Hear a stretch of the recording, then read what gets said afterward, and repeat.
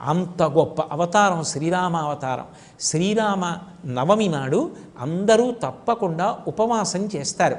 చేసి పొద్దున్నే రామచంద్రమూర్తిని ఆరాధన చేసి బాలకాండలోంచి శ్రీరామచంద్రమూర్తి యొక్క అవతారం ఆవిర్భవించినటువంటి ఘట్టాన్ని, ఆ సర్గని పారాయణ చేస్తారు.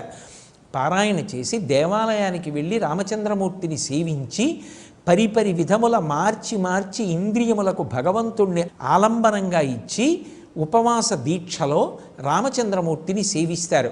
అంటే కన్నులతో కొంతసేపు రామచంద్రమూర్తి యొక్క రూపాన్ని చూడడం, చెవులతో రామచంద్రమూర్తి యొక్క కీర్తనాన్ని వినడం, చేతులతో రామచంద్రమూర్తిని సేవించడం, అలాగే నోటితో రామచంద్రమూర్తి యొక్క కీర్తిని భజించడం, అలా మార్చి మార్చి ఇంద్రియములను రామచంద్రమూర్తి యొక్క సేవ యందు వినియోగిస్తారు.